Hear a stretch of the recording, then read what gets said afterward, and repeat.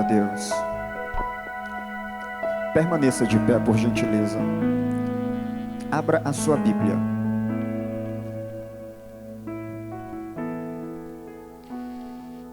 Evangelho do Senhor Jesus Cristo, segundo escreveu Marcos.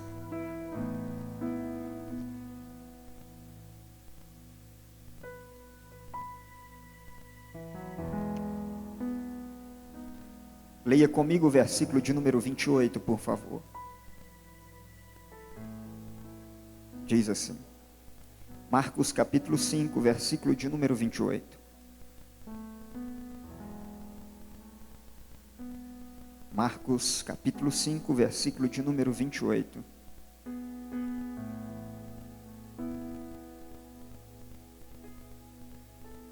Diz-nos assim a Escritura: se eu tão somente tocar em seu manto, ficarei curada. Amém? Você pode repetir comigo esta palavra? 1, 2, 3, só vocês.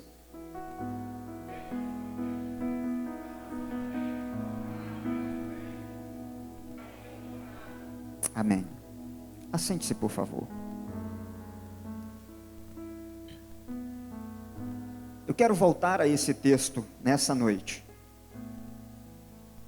Talvez em algum outro momento a gente já tenha meditado sobre esse texto, mas, aliás, todas as vezes que nós voltamos às Escrituras e nos permitimos ser ministrados pelo Espírito Santo, Ele nos traz uma revelação, Ele nos traz algo ao nosso coração, e eu quero falar com vocês sobre isso nessa noite. O Evangelho de Marcos, o primeiro evangelho a ser escrito, mostra de maneira muito nítida, muito clara, como foi o ministério de Jesus. Aliás, Jesus em todos os momentos em Marcos está em atividade. Raramente você vai encontrar Jesus no Evangelho de Marcos parado. Jesus está sempre fazendo alguma coisa. Jesus está sempre curando, Jesus está sempre ministrando, Jesus está andando, Jesus está orando, Jesus está fazendo alguma coisa sempre. E o capítulo de número 5, antes dessa história, mostra que Jesus atravessou e foi para as bandas do outro lado do mar da Galileia. E chegou à região onde ele encontrou um endemoniado, e ali aquele homem teve um encontro com Jesus e foi liberto. Mas no final das contas, o povo daquele lugar pediu que Jesus saísse dali.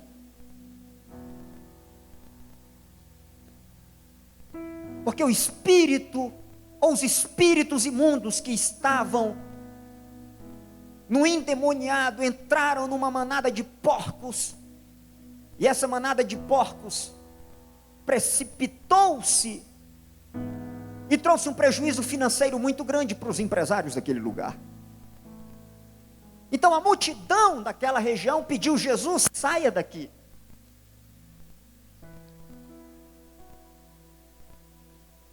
E Jesus saiu dali. Aliás, Jesus é muito cortês. Jesus é muito educado. Quem aqui quer Jesus entre nós?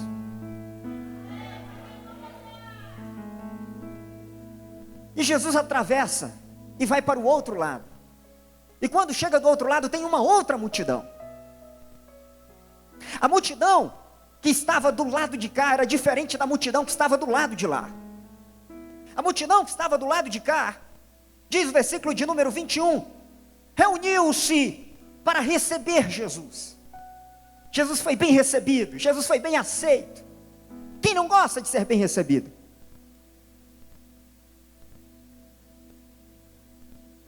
Mas enquanto Jesus estava à beira do mar, teve uma atitude que fez com que Jesus saísse da beira do mar e caminhasse. E não foi atitude de uma multidão, foi atitude de um homem. Eu quero repetir, não foi atitude de uma multidão, foi atitude de um homem. Porque quando Deus olha para mim e para você, Deus não olha para a multidão, Deus olha para o indivíduo, Deus olha para mim, Deus olha para você.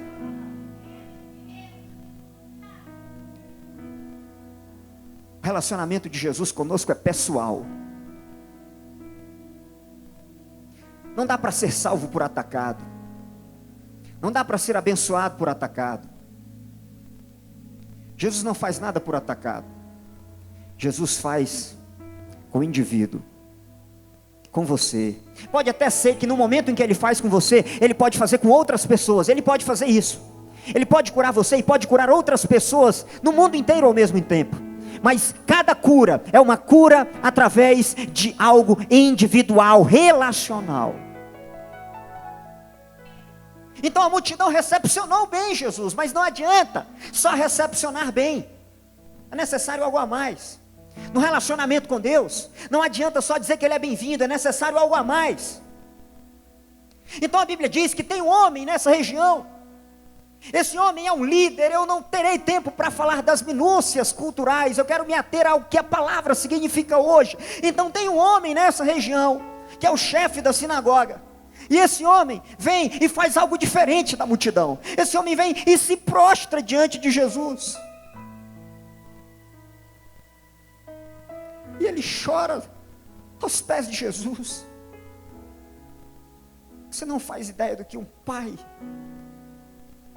é capaz de fazer por um filho. Aliás, você faz se você for pai. Mas se você não é pai, você talvez não entende o que é isso. Mas quem aqui é pai sabe de algo que já precisou fazer, algum sacrifício que já precisou empreender por causa do seu filho. E aquele homem chega e se prostra aos pés de Jesus. E ele, não bastando estar prostrado, implora insistentemente: a minha filha está morrendo. Vem e toca nela. Põe as mãos nela. E Jesus deixou a multidão e foi com ele. Olha que coisa linda. A multidão recepciona Jesus, mas tem algo e alguém e uma atitude que faz com que Jesus faça mais. Um homem se prostra, chora, implora e diz assim: Jesus, vem na minha casa, coloca a mão na minha filha. Jesus vai com ele, porque aliás Jesus vai com qualquer um aqui que fizer esse pedido para ele. E eu sei que tem pessoas aqui que precisam fazer esse pedido: Senhor, vem na minha casa. Senhor, põe a mão na minha filha. Senhor, põe a mão no meu filho. Senhor, põe a mão na minha vida. Senhor, põe a mão no meu casamento. Senhor, põe a mão no meu cofre. Senhor, põe a mão nas minhas finanças. Senhor, põe a mão. Senhor, põe a mão. Senhor, toca.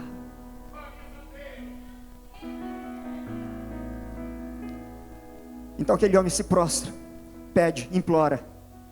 E aquela atitude faz com que Jesus vá com ele à casa. Qual vai ser a sua atitude hoje para levar Jesus com você? Qual vai ser a tua oração hoje para levar Jesus com você? Quantos aqui precisam que Jesus vá lá e toque em alguma coisa?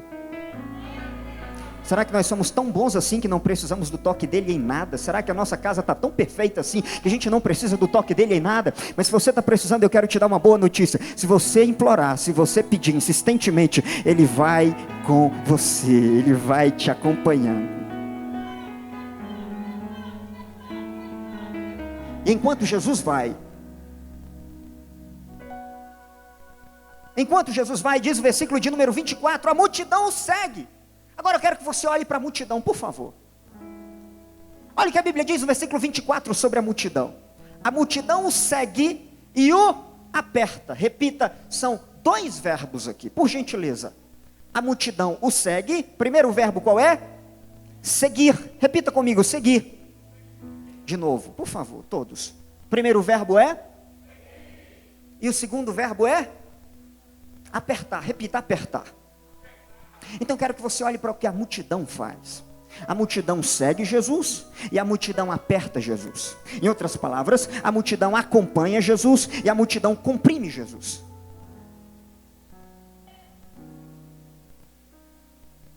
E aí, no meio dessa história, de uma multidão que está indo e está apertando Jesus, está comprimindo Jesus, surge a história de uma mulher, surge uma mulher no meio do cenário, é o versículo de número 25, e estava ali uma mulher, e o versículo de número 24, versículo de número 25, melhor dizendo, que havia 12 anos vinha sofrendo de hemorragia, queridos. A primeira coisa que a Bíblia diz sobre essa mulher, sobre o seu sofrimento, a Bíblia não fala de nenhuma outra característica dessa mulher. A primeira coisa que a primeira coisa que a Bíblia descreve sobre essa mulher é sobre o sofrimento dela. Eu e você podemos passar por algum sofrimento, mas tem pessoas que passam por sofrimentos maiores. Tem pessoas que só conhecem sofrimento na vida. Tem pessoas que a palavra que descreve a história dela é sofrimento. E esse é um caso na Bíblia. E eu quero chamar a sua atenção para alguns sofrimentos dessa mulher. E o primeiro sofrimento é o sofrimento físico. A enfermidade dessa mulher é uma enfermidade incurável. Aliás, a medicina naquela época não é como a medicina hoje. Nós estamos falando de 2000 anos atrás. Havia muitos charlatões. Aliás, eu descobri também que alguns médicos não eram médicos por formação. Mas às vezes o cara era um médico e ele tinha, naquela sociedade, uma pessoa de classe média, tinha um escravo ou mais de um escravo. Então, o cara que era médico, ele tinha 1 ou 2 escravos, e ele escolhia um da sua confiança para ser o seu enfermeiro pessoal. E esse enfermeiro pessoal, pela prática, depois, caso ele pudesse comprar sua liberdade, ele ia exercer a medicina, sem uma formação específica. Então você imagina quantas pessoas sem formação, ou até quantos charlatões, ou até quantas pessoas despreparadas, mas enfim, nenhum médico pôde cuidar daquela mulher, e aquela mulher tinha um sofrimento físico incurável, e ela já sofria há muito tempo com aquilo. Quem aqui sofre com uma enfermidade há muito tempo, quando uma enfermidade lhe incomoda, sabe do que eu estou falando, que há 12 anos está sob o sofrimento de uma doença. Eu não estou falando de algo que fica 3 meses, eu não estou falando de algo que fica 1 ano, estou falando de algo que fica 12 anos no corpo de alguém. Segundo sofrimento daquela mulher, o sofrimento religioso, e você pode estar se perguntando, o que é isso? Que tipo de sofrimento é esse? É que o texto bíblico lá em Levítico dizia que a mulher nos seus dias menstruais, a mulher estava o que, gente? Impura. Isso significava o quê? A mulher impura, ela não podia se sentar num banco público. Por que ela não podia fazer isso? Porque a religiosidade daquela época falava de uma tal de impureza chamada de impureza midras. Sabe o que é impureza midras naquela época? Na teologia da época, a impureza midras é a impureza que se pega quando você toca em alguém. Então, se alguém que está impuro do ponto de vista religioso, porque os dias menstruais era visto pela religiosidade da época como impureza religiosa. Então, sua mulher senta no banco, por exemplo, senta no banco, o que aconteceu com o banco? O banco ficou impuro. E se alguém, outra pessoa vem e senta no banco, a pessoa adquiriu aquela impureza. É por isso que a Bíblia diz que o fariseu, ele está orando e ele está em pé longe do pecador, porque ele não quer ser tocado, porque eles acreditavam que impureza passa no toque, passa nos alimentos. Por isso havia um ritual de purificação antes de comer, antes de beber. Certa vez os discípulos chegaram para Jesus e falaram, vem cá, por que teus discípulos não se livram da impureza religiosa, sempre antes de comer, lavando as mãos? Por que eles comem sem se purificar religiosamente falando? Então a impureza religiosa, sofrimento religioso, aquela mulher interpretada como alguém que tinha sobre si o que, gente? O castigo de Deus. Sabe por que você está assim? Diziam naquela época. Porque você pecou. Isso é fruto do seu pecado. Todo sofrimento é fruto do pecado individual. E porque você pecou, você está sofrendo. Você está sofrendo porque você pecou. E você é digna disso.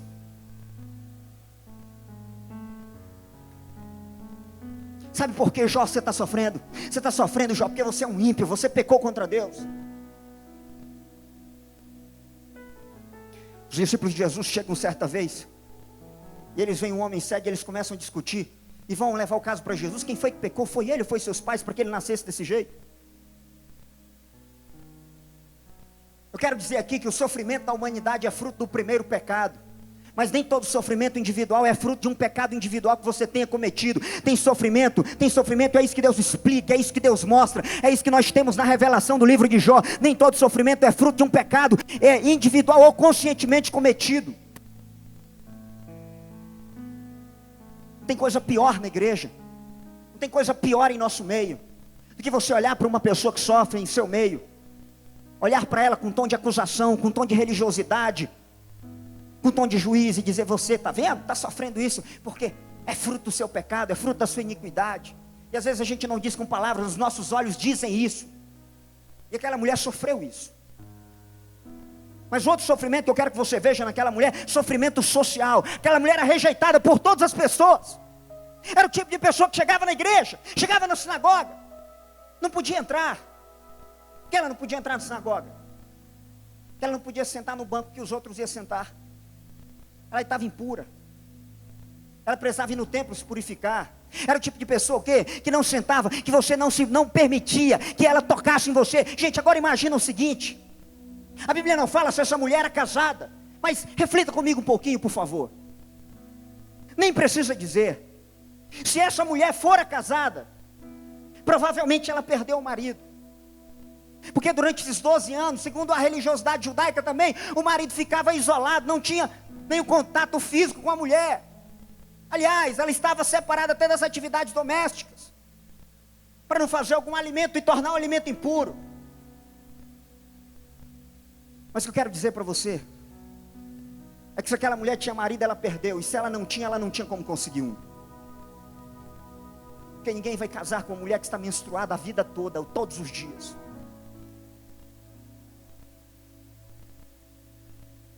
Mas além desse sofrimento, tinha um sofrimento espiritual. E para mim há evidências no texto de que aquela mulher se sentia depreciada. Aquela mulher se sentia indigna. Aquela mulher se sentia depreciada. Aquela mulher não tem coragem de chegar perto de Jesus. Aquela mulher não tem coragem de chegar e olhar na face de Jesus. Aquela mulher chega por trás e ela vem no anonimato. Aquela mulher, ela tem um sentimento acerca de si mesma. Ela tem um sentimento de desmerecimento diante de Deus. Aquela mulher provavelmente acreditou, por meio daquela teologia daquela época, que Deus não estava nem aí para ela, que Deus não a queria, que Deus a odiava, que Deus a castigava por seu pecado.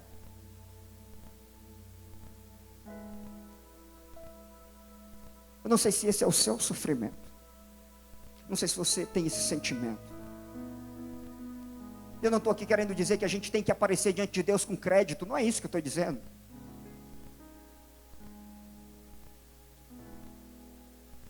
Mas outro sofrimento é o sofrimento da alma. Sentimento de rejeição, sentimento de... Aquela mulher, gente, a Bíblia diz que... olha só o que a Bíblia diz em Provérbios. Olha só o que a Bíblia diz. A expectativa frustrada gera dor. Aquela mulher teve a sua expectativa alimentada várias vezes, e cada vez que ela recorria a alguém, cada vez, ela tinha a sua expectativa frustrada. Por último, veio o sofrimento financeiro para aquela mulher. Uma crise terrível dentro do seu lar. Tiago, a Bíblia não diz isso? Diz. É só você ler o texto. A Bíblia diz no versículo de número 26, que depois de padecer muito sob o cuidado de vários médicos, ela gastou tudo o que tinha. Ela ficou sem nada. Gente, a Bíblia diz que ela gastou o quê? Tudo. Repita, tudo. Diga de novo, tudo. É a Bíblia que diz, não sou eu, gente. A Bíblia diz que ela gastou tudo o que tinha. Nós temos uma pessoa com sofrimento físico, desprezada dentro da igreja por causa de preconceito de algumas pessoas, sofrendo socialmente, sofre espiritualmente porque não consegue ter um relacionamento com Deus, porque não acha que Deus queira um relacionamento com ela. E terceiro, e por último, melhor dizendo, uma mulher que agora está sem condições financeiras. O que é? O que é isso? Uma mulher que já não tem a sociedade, que já não tem amizades, e ainda além disso não tem dinheiro. O que essa mulher tem? Ela tem coragem. Ela tem coragem para romper com a situação dela e ir ao encontro de Jesus. Será que eu estou descrevendo sua vida? Não conscientemente, mas a palavra de Deus faz isso. Ela vai nas juntas e medulas. Talvez você não esteja sofrendo todos esses tipos de sofrimento, mas talvez você esteja passando por algum desses. E aí tem a mudança. O versículo de número 27 diz: quando ela ouviu falar de Jesus. Repita após mim, por gentileza. Quando ela ouviu falar de Jesus. A história vai contando, tem um ápice. Aí lá no ápice tem: quando ela ouviu falar de Jesus. Aí muda tudo. Quando ela ouviu falar de Jesus. Primeira coisa, a fé vem pelo ouvir. Ela ouviu falar de Jesus. Aleluia. Sabe que essa mulher ouviu falar de Jesus? Eu descobri na Bíblia o que essa mulher ouviu falar de Jesus. Lucas, só acompanhe, capítulo 6, versículo 19. É a Bíblia quem diz: e todos procuravam tocar nele, porque dele saía poder que curava a todos. Olha o versículo de número 18. Pessoas que vieram para ouvi-lo e serem curados, porque ouviram falar, e procuravam tocar nele, porque dele saía poder que curava a todos. Ou seja, havia histórias, relatos de pessoas que... Olha, gente, essa não foi a única mulher que foi curada por tocar em Jesus. Gente, deixa eu repetir e reafirmar isso. Essa não foi, segundo Lucas capítulo 6, versículo 19, a única mulher que foi curada tocando em Jesus. Outras pessoas foram curadas da mesma maneira, mas a diferença está nessa mulher por algumas coisas e algumas marcas que eu quero dizer para você. Primeiro, ela ouviu falar de Jesus. A fé vem pelo ouvir. E deixa eu dizer uma coisa que os reformadores disseram, e nós estamos em época bem propícia para dizer isso, nessa comemoração de 499 anos da Reforma Protestante, que foi no dia 31 de outubro. É importante dizermos isso: ninguém pode achegar-se a Cristo se não for pela pregação da palavra de Deus. Aquela mulher ouviu falar de Jesus, aleluia. Agora eu preciso dizer uma outra verdade: ninguém pode achegar-se a Cristo, ninguém pode crer na palavra de Deus se o Espírito Santo não o convencer do pecado, aleluia. São duas verdades. Primeiro, ninguém pode chegar a Cristo se não ouvir a pregação do Evangelho. Segunda, ninguém pode crer na pregação do Evangelho se o Espírito Santo não o convencer disso. Então aquela mulher ouviu falar de Jesus, e eu creio que o Espírito Santo agiu e criou e produziu fé naquela mulher. E aquela mulher, olha só o que diz a Bíblia, aquela mulher pensou. O pensamento da mulher já é fruto da fé. Olha o que a mulher passa a crer, olha o que a mulher passa a pensar: se eu tão somente tocar em seu manto, ficarei curada. Essa mulher foi convencida pelo Espírito Santo de que em Jesus havia solução. Mas eu quero que você olhe para outra coisa. Olhe para a fé dessa mulher. Acreditava que ele tinha tanto poder. Aquela mulher, gente, aquela mulher só ouviu. Queridos, aquela mulher não viu nada. Aquela mulher só ouviu. Mas ela depositou uma fé tamanha. A fé dela acreditava que Jesus tinha tanto poder, mas tanto poder, que até as roupas dele estavam encharcadas de poder, aleluia. E aí aquela mulher crê nisso. Olha só, olha o que a mulher crê. A mulher não crê se eu tão somente tocar em Jesus. Não é isso que ela diz. Ela diz: se eu tão somente tocar não é se eu tão somente tocar em Jesus. Por quê? Talvez ela não tivesse dúvida que Jesus tenha poder. Mas a fé dela é diferente. A fé dela não é só que Jesus tem poder. A fé dela é que Jesus tem tanto poder que até nas vestes de Jesus tem poder. Então ela diz: se eu tão somente tocar nas vestes de Jesus. Agora, cadê o sofrimento dessa mulher? Ei, gente, cadê o sofrimento dessa mulher? Essa mulher podia lembrar, aquela mulher podia ser atacada por qualquer um daqueles sofrimentos ou sentimentos. Mas Deus não me ama. Não, mas Deus não me quer. Não, mas esse meu problema é muito grave. Sofrimento psicológico. Não, mas eu não mereço nada. Não, mas eu não tenho mais dinheiro. Gente, o que aconteceu com os problemas dessa mulher, queridos? Existem ainda, estão todos lá. Ei, o sofrimento dela está todo lá ainda. Mas o que mudou? O que mudou foi a fé, porque a Bíblia diz que a fé produz esperança. A fé daquela mulher fez com que sua visão rompesse com todo o sofrimento, e ela agora não olha para o seu desmerecimento, ela agora olha para o crédito de Jesus. Ela não olha para o seu sofrimento religioso, social, psicológico, ela não olha para o seu sofrimento físico, ela não olha para o seu sofrimento financeiro, ela olha para Jesus, porque a fé faz com que nós olhemos para Jesus. A fé que não conduz o homem a Cristo não é fé, porque quem produz a fé é o Espírito Santo, e o Espírito Santo conduz o homem a Cristo. Então, se o homem diz que tem fé, mas não achega-se a Cristo, isso não é fé, porque a verdadeira fé leva o homem ou a mulher a Jesus Cristo de Nazaré. Aquela mulher é levada a Jesus. A fé daquela mulher, ela faz com que ela esqueça todos os seus problemas, todo o seu sofrimento. Ela não diz, não posso tocar porque não mereço, não posso tocar porque Deus está longe de mim, não. Ela não se importa de nada disso. Ela diz, se eu apenas tocar.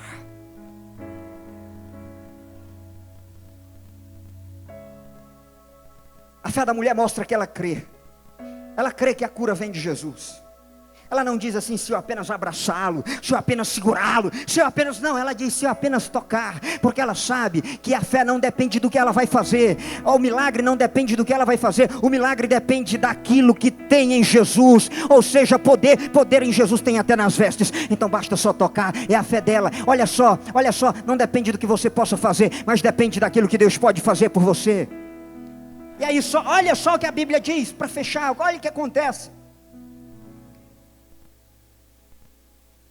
Aquela mulher ouviu falar, primeiro. Aquela mulher acreditou, segundo. Aquela mulher saiu da sua situação, terceiro. E a quarta coisa que essa mulher vai fazer, sabe o que é? Romper a multidão. E ela vai entre a multidão. Gente, aquela mulher correu um risco muito grande. Porque se está um grupo de fariseus ali no meio, e identifica ela como uma mulher doente, do fluxo de sangue, aquela mulher poderia sofrer as consequências disso. Porque ela saiu tocando, ela saiu passando impureza para todo mundo. Mas ela não está nem aí. E ela vai, porque a fé dela está conduzindo ela para o advogado dos advogados. A fé dela está conduzindo ela não está nem aí, ela está sendo guiada pela fé. E a fé é fruto do Espírito Santo de Deus. Ela está sendo guiada, ela não está nem aí, ela não está olhando. Gente, ela não está olhando para o seu sofrimento, ela agora também não está olhando para a multidão. E ela sai, por favor, com licença. E ela vai afastando, e ela vai afastando, e ela vai afastando, e ela vai afastando. O que a multidão está fazendo? A multidão está seguindo e está apertando Jesus. Mas ela vai fazer algo diferente da multidão. Ela vai seguir, mas ela não vai apertar, ela vai tocar em Jesus. Eu vou dizer a diferença para você. Aquela mulher segue, aquela mulher vai entre a multidão, vai entre a multidão, vai entre a multidão. E de repente ela chega por detrás, e aí ela só toca por detrás. Ela apenas toca nas vestes de Jesus. E aí, quando ela toca, ela se retrai imediatamente para o anonimato, no meio da multidão. Imediatamente Jesus vira-se. Quem me tocou? Quem me tocou? Quem me tocou aqui? Aí, os discípulos disseram assim: Jesus, a multidão te aperta. A multidão te comprime. E o Senhor pergunta: quem me tocou? No grego, existe uma palavra para tocar e existe uma palavra para apertar. Jesus vira e diz assim: alguém me tocou diferente. Alguém me tocou. Alguém me tocou de uma maneira especial. Como é que as pessoas tocavam em Jesus? Como é que as pessoas tocavam em Jesus? Como era? Alguém que já esteve no meio da multidão, saindo de um estádio, ou entrando no estádio, ou em qualquer outro lugar onde houve uma notícia ruim e todo mundo saiu assim. Gente, alguém já esteve no meio de alguma multidão, independente de qual situação? Levanta a mão só para eu ver. No meio de alguma multidão, em um shopping, em qualquer lugar, uma multidão assim, que você estava apertado. Obrigado. E você já percebeu que quando você está no meio de uma multidão, você é levado por ela. E se você não for no mesmo ritmo, o que acontece com você? Você vai ser pisoteado. Então as pessoas iam naquele aglomerado de pessoas, provavelmente tocavam, apertavam Jesus, comprimiam Jesus, não tocavam em Jesus porque queriam, gente. As pessoas que estavam próximas de Jesus não tocavam em Jesus porque queriam tocar, tocavam em Jesus porque o restante da multidão vinha naquele volume e fazia com que comprimisse Jesus. É diferente. Aquela mulher não estava tocando em Jesus por causa da multidão. Aquela mulher estava tocando em Jesus porque ela veio com uma decisão individual. E eu descobri essa semana, vendo uma reportagem, cientistas descobriram, cientistas que estudam cérebro, que o nosso cérebro foi preparado para seguir pessoas. Então, há uma tendência muito grande de você fazer aquilo que a maioria das pessoas estão fazendo. Se você chega para comprar um produto, e você vê uma loja do mesmo produto cheia de pessoas e a outra loja vazia, com produto semelhante, qual é a loja que você vai? Você vai na loja que está cheia de gente. Por que você faz isso? Porque os cientistas descobriram que o nosso cérebro, ele vai procurar atalhos e seguir o que as pessoas já constataram que provavelmente é bom, então nós vamos seguindo. Tem gente que segue sem saber o que está fazendo. Criaram uma fila numa pesquisa nos Estados Unidos, colocaram, não tinha identificação nenhuma, entre na fila, não era para fazer nada, ninguém entrou na fila porque não tinha identificação, mas depois começou a entrar 1, 2, 3 pessoas, e o restante das pessoas foram entrando na fila, sem saber para que era a fila. Sabe por quê? Porque as pessoas têm essa tendência de seguir o que as outras fazem, sem nem saber o que estão fazendo. E sabe, deixa eu aplicar isso aqui, tem muita gente na igreja que não sabe porque está aqui. Tem gente que veio aqui porque sabe que aqui tem um grupo legal na sexta-feira. Tem gente que vem aqui porque sabe que aqui tem um monte de menina bonita na sexta-feira, ou que tem um monte de rapaz atraente na sexta-feira. Tem gente que vem porque aqui tem uma palavra legal. Tem gente que vem porque tem muita gente. Tem gente que passa aqui e entra nessa igreja simplesmente porque é uma igreja maior, talvez a maior que tem aqui no Recanto das Emas. Tem muita gente que pode estar aqui por diversos motivos, mas eu quero que haja pessoas nesta noite que estão aqui porque tem um verdadeiro interesse na pessoa de Jesus Cristo de Nazaré. Jesus, eu vim aqui porque eu quero te tocar. Jesus, eu estou nesse negócio porque eu quero uma comunhão contigo. Jesus, eu estou nisso porque eu quero intimidade contigo, eu quero relacionamento contigo.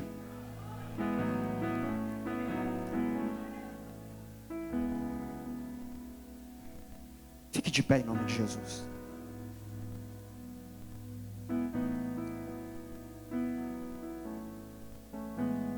Jesus olha e continua perguntando: quem me tocou?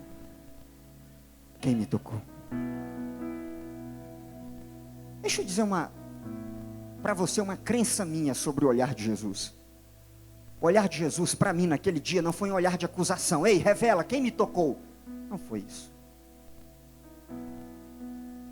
O olhar de Jesus naquele momento, para mim, é uma crença minha, foi um olhar de encorajamento.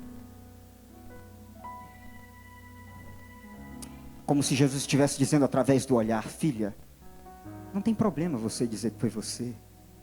Quem me tocou? Quem tem coragem de dizer? Quem tem coragem de falar que quer tocar em Jesus? Jesus olha com amor. Sabe por que eu creio que o olhar de Jesus era com amor? A Bíblia fala de um outro momento do olhar de Jesus. Quando Jesus estava sendo preso, Jesus já estava preso, já estava saindo de um interrogatório. E Pedro estava negando Jesus. E a Bíblia diz que Jesus passou, é só Lucas que fala esse detalhe. A Bíblia diz que Jesus passou e trocou um olhar com Pedro, na hora em que Pedro tinha acabado de negar Jesus. E sabe, uma crença minha, sabe o que Jesus comunicou naquele olhar para Pedro? Quando Jesus estava passando, na hora que Pedro estava negando, e a Bíblia diz que Jesus olhou e fitou Pedro, e Pedro viu Jesus. Sabe o que houve naquela troca de olhar? Eu acredito que Jesus, por meio do seu olhar, disse assim para Pedro: Pedro, eu ainda te amo. Eu não desisti de você e não vou desistir. E sabe o que eu acho que Jesus olhou para aquela, que Jesus passou através do seu olhar, olhando para aquela mulher? Foi isso. Quem me tocou? Por causa do olhar de amor de Jesus, aquela mulher encorajou-se e veio até a frente tremendo de medo. A Bíblia diz que ela veio trêmula de medo. Não era por causa de Jesus, mas porque ela conhecia a religiosidade do seu tempo. Sabe qual foi a primeira palavra que Jesus disse para a mulher, segundo o Evangelho de Mateus? Foi: coragem, filha. Não precisa ter medo, porque eu estou te livrando desse sofrimento hoje. Coragem, filha, tem bom ânimo, a tua fé te salvou.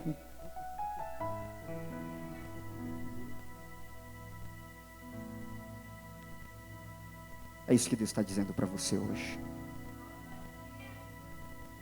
Coragem, coragem, coragem, coragem.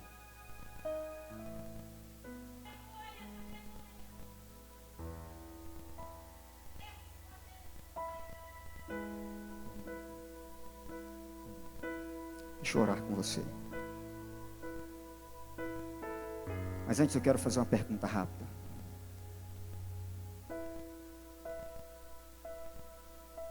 Jesus está olhando para você hoje. E tem pessoas aqui que precisam de uma mudança de vida agora. Tem pessoas aqui que precisam tocar em Jesus. Estão escondidos no meio da multidão, no anonimato. Não querem assumir um compromisso pessoal e individual com Jesus. Deixa eu dizer para você, andar com a multidão e vir para cá não vai resolver seu problema. Você precisa ter um relacionamento individual com Jesus. Você está apertando Jesus porque a multidão está vindo e aperta, ou você quer tocar ou já tocou em Jesus? Nós estamos tendo nesses últimos dias igrejas cheias, lotadas em alguns lugares. Uma boa parte dessas pessoas nunca teve um encontro com Jesus. Nunca foram regeneradas, nunca foram tocadas, nunca tocaram em Jesus. São pessoas que vão junto com a multidão, mas nunca encontraram-se com o Mestre. E eu quero perguntar nessa noite: tem alguém em nosso meio que quer encontrar-se com Jesus, ou renovar sua aliança, ou fazer essa aliança pela primeira vez? Aceitar a Jesus como seu único e suficiente Salvador, fazer uma aliança com Ele, sair do anonimato, sair do meio da multidão, porque Ele está olhando para você com um olhar de amor. E você entendeu essa mensagem é para você. E eu quero chamar você aqui à frente, porque eu quero orar por você. Vem aqui à frente agora em nome de Jesus. Você que está nessa condição e precisa renovar uma aliança com Jesus hoje. Você que precisa tocar em Jesus hoje. Vem aqui à frente, eu quero orar pela sua vida. Vem agora, eu preciso orar por você. Você não pode sair daqui desse jeito.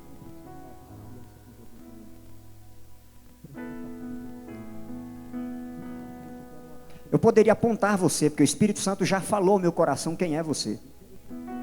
Está desse lado aqui, ó. Está desse lado aqui. Mas esse não é o meu papel. Meu papel é o quê? É falar. O papel do Espírito Santo é convencer. E o seu papel é aceitar ou resistir.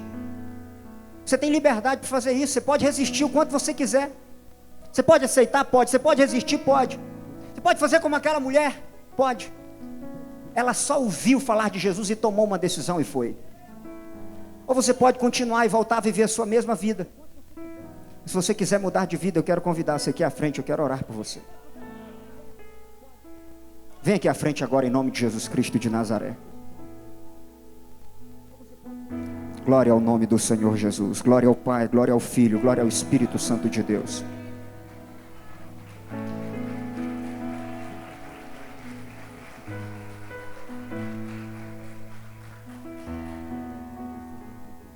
O que vocês estão fazendo hoje aqui vai mudar a vida de vocês radicalmente.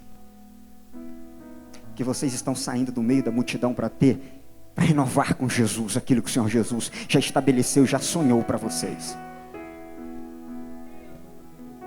Você, moça, tem promessa de Deus. E você, rapaz, está dentro dos alvos, dos planos e dos sonhos do Senhor. Sabe o que Deus vai fazer agora na vida de vocês? Deus vai fazer assim, ó. Deus vai reescrever. Ele vai reescrever. Sabe por que Ele faz isso? Porque Ele é um Deus que pode mudar qualquer situação. Tem mais alguém aqui desse lado que quer vir fazer essa decisão com Jesus? Vem aqui agora, rapidamente. Não volte para sua casa. Você ouviu falar de Jesus. Você vai ficar no meio da multidão, você vai se apresentar e tocar em Jesus. Vem aqui à frente agora em nome de Jesus. Vem. Eu quero orar por você. Glória ao nome do Senhor. Salva de palmas para Jesus. Aleluia. Agora deixa eu dizer mais. Presta atenção. Deixa eu dizer mais. Presta atenção. Olha aqui. Olha aqui. Quem me tocou? Olhe para mim, por favor. Quem me tocou? Quem me tocou? Quem me tocou?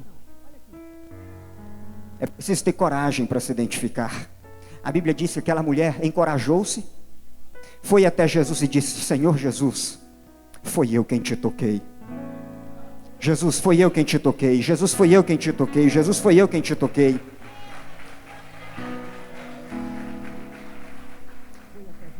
Sabe o que a Bíblia diz em Mateus sobre essa mesma história? A Bíblia diz assim, ó, que ela veio na frente de todos. Olha o que a Bíblia diz, leia Mateus. Na frente de todos, ela contou por que tocar em Jesus. Agora, gente, deixa eu dizer uma coisa aqui. Quem acha que Jesus queria envergonhar aquela mulher? Jesus não queria envergonhar ela. Agora, para fechar com chave de ouro, presta atenção. Porque só os corajosos que vieram aqui é que vão desfrutar disso. Só corajosos. Deixa eu explicar para você porque que Jesus chamou aquela mulher na frente.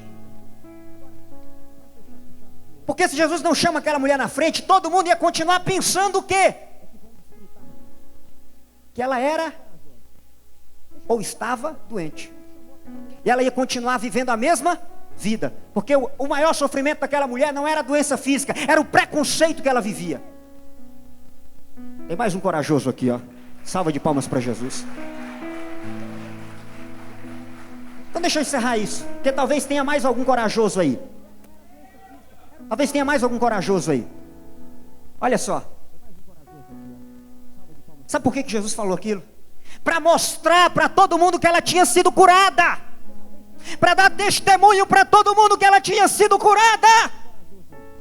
Porque a partir daquele dia, se alguém rejeitava ela e olhar para ela agora como uma pessoa diferente, curada, liberta, cheia, aleluia, de saúde e vigor, porque Deus estava por meio daquele ato público, dando testemunho dela e incluindo ela novamente na comunhão. Sabe o que Deus está fazendo com você que vem aqui à frente? Não é para te envergonhar. Sabe por que Deus traz você aqui? Deus traz você aqui para te incluir na comunhão. Deus traz você aqui para tirar você dessa vida marginal. Quando eu digo marginal, é a margem, não é vida, é vida à margem, ou seja, vida no meio da multidão. Então Deus traz você aqui à frente, porque Deus quer incluir você numa nova família, numa família que vai te abraçar, numa família que vai dizer: ei, nós somos seus amigos, nós somos seus irmãos, e nós recebemos vocês com muito carinho e com muito amor nessa noite. Uma salva de palmas para vocês, corajosos que vieram aqui à frente, receber o melhor de Deus na vida de vocês.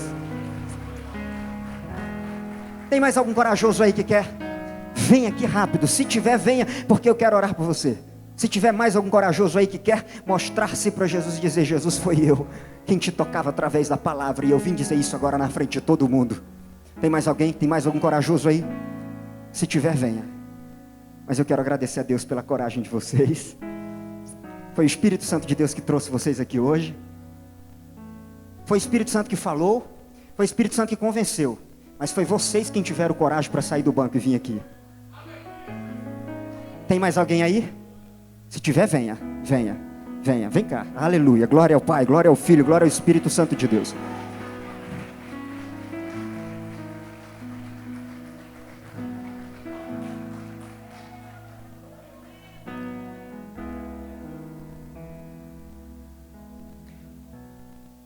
O senhor de branco, permita-me dizer com muito amor essa palavra para o senhor.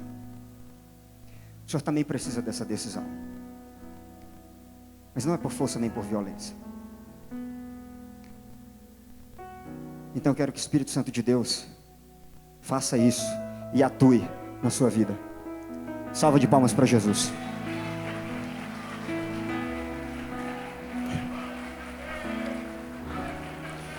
Aleluia.